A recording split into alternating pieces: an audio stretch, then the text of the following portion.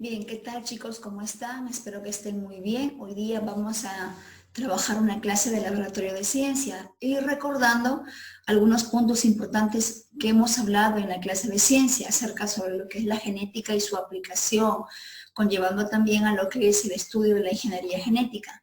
Muy bien, entonces para empezar la clase vamos a compartir pantalla y como ustedes pueden observar, la clase de hoy día es ¿qué es la herencia y cómo la recibimos?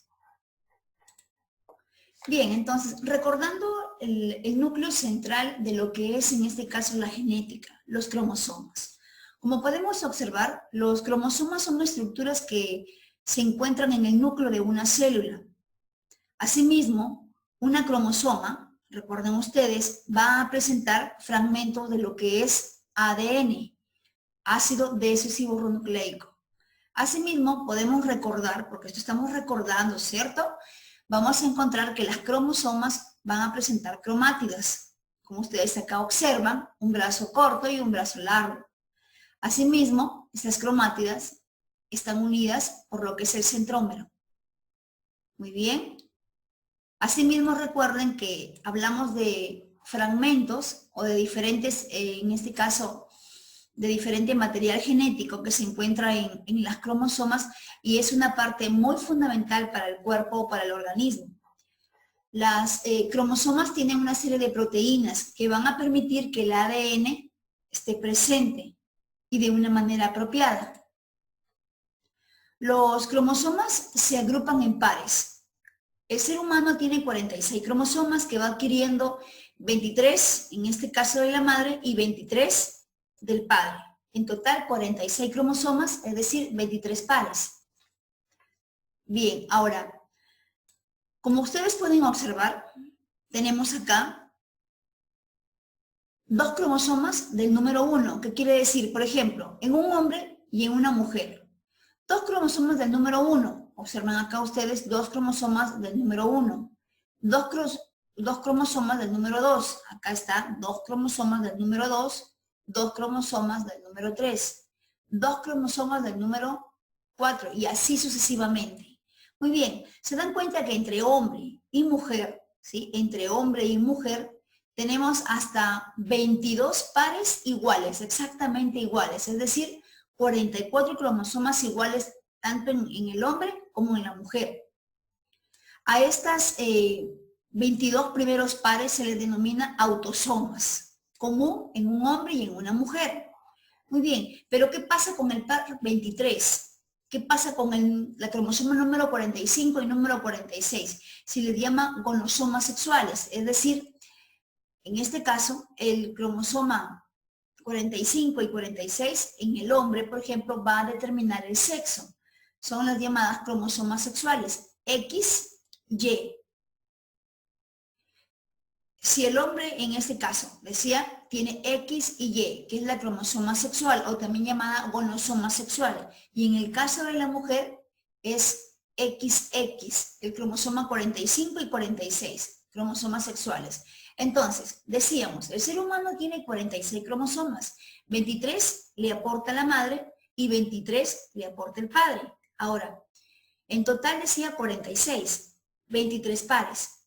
Los 22 pares están iguales entre hombres y mujeres, o sea, 22 iguales y 22 iguales en el hombre y en la mujer. El número 23, el par 23, es el que va a determinar el sexo. XX, mujer, XY, varón. Y se denomina, volviendo a repetir, este último par, gonosomas sexuales. Muy bien. Pero nos preguntamos qué es la herencia y cómo la recibimos, ¿sí? Muy bien. Y acá les pongo un ejemplo sencillo. Imaginamos a una mamá tiene dos camas, presenta dos armarios y presenta dos sillas. Ahora, la madre tiene que repartir en sus dos hijas. A cada una les da una cama, a cada una les da una silla y a cada una les da un armario. Muy bien. Totalmente igual. E igual pasa también, por ejemplo, cuando hablamos de lo que es la herencia. Nuestros padres nos van a dar las cromosomas, 23 de la madre y 23 del padre, en total 46 cromosomas. Estas cromosomas van a permanecer, en este caso, a las células gonadales, en este caso. O sea, las que están presentes en los ovarios y en los testículos. Muy bien, entonces, cuando se fusiona un óvulo y un espermatozoide, pues hay un aporte de 23 cromosomas de cada padre o de cada progenitor. Pero ¿qué pasa con la madre y el padre? ¿Pierden los cromosomas? No, automáticamente dan los cromosomas y automáticamente también están presentes esos cromosomas en su cuerpo, no pierden. Muy bien, ahora, la información, en este caso de las cromosomas, es como si fuera la información, recuerdan ustedes, de acuerdo a lo que hemos conversado en ciencia, como una receta de cocina. Entonces, cada una de estas cromosomas va a tener una receta, ¿no es cierto? Muy bien. Ahora, estas recetas son iguales en hombres y en mujeres. La única diferencia está en el par número 23. Y van a determinar en este caso muchos factores para que los individuos no salgan iguales. Ahora, acá les pongo un ejemplo. Dice, supongamos que la receta número 25, es decir, que el cromosoma número 25 dado por la madre tiene pelo rubio y del padre tiene pelo negro, es decir, una pareja, la mamá tiene el pelo rubio, el papá tiene pelo negro y en este caso el niño va a salir con el pelo negro, es decir, que estas recetas de cocina o estos cromosomas, hay cromosomas que son dominantes y otros que son recesivos y en este caso el dominante es el de pelo negro, por tanto este nuevo ser saldrá con esas características, en este caso con la característica o con la información color de pelo, en este caso el negro. Algunas veces las instrucciones o estas recetas de cocina, como dice acá, van a ser expresadas en el ser humano, pero a veces las diferentes recetas, solamente una de ellas estará dominando, o bien sea de la madre o bien sea del padre. Muy bien, ahora, ¿qué nos indica acá? Así, a nivel de nuestra herencia, existen problemas cromosómicos, alteraciones a los cromosomas, por ejemplo, alteración a su número. Observemos acá. Cromosoma 1, cromosoma 2, cromosoma 3 y así sucesivamente. El padre le da el cromosoma 1, la madre el cromosoma 1, el padre el cromosoma 2, la madre el cromosoma 2 y así sucesivamente. Esta es una división correcta. Pero miren, alteración en número. La madre proporciona, por ejemplo, acá en este caso, la madre proporciona 2 cromosomas, pero debería ser 1. Está sobrando 1. Y acá el padre le falta un cromosoma proporcional. Entonces, ¿qué es lo que pasa? Este cromosoma que falta se ha ido para este lado y la división es errónea porque debería ser 1, 1, 2, 2. Acá hay, miren, una alteración en cuanto a número. Este debería estar acá. Entonces, las alteraciones cromosómicas se deben a veces a la falta o al déficit de cromosomas, pero también al aumento de cromosomas. Veamos un ejemplo. Los niños con síndrome de Down. Al síndrome de Down se le llama trisomía de cromosoma número 21. ¿Qué quiere decir? En este caso, trisomía viene de 3. Entonces, como indica acá, el cromosoma del par 21 debería ser 2, ¿no es cierto? Pero ¿qué pasa en el síndrome de Down? Hay una alteración en el número. No son 2 cromosomas que se aportan en el par 21, sino son 3. Son 3 cromosomas que se aportan en el 21 cromosomas. Entonces, acá se genera lo que es la trisomía número 21. 3 cromosomas en el número 21, que deberían ser 2, ¿no es cierto? Por eso es que los niños salen con este síndrome de Down. Acá podemos ver un dibujo. Ahora, con todo lo explicado, ¿qué podemos decir? ¿Qué es la herencia? Que es el tema título de nuestra sesión. La herencia es el conjunto de cromosomas y de recetas que en ellos hemos recibido o hemos heredado de nuestros progenitores o padres. Y a su vez, que seguiremos transmitiendo de generación en generación. Entonces, la herencia es el conjunto de cromosomas. cada una de estas cromosomas es como una receta de cocina, recuerdan, que va a permitir la formación de cada una de las estructuras o órganos del cuerpo.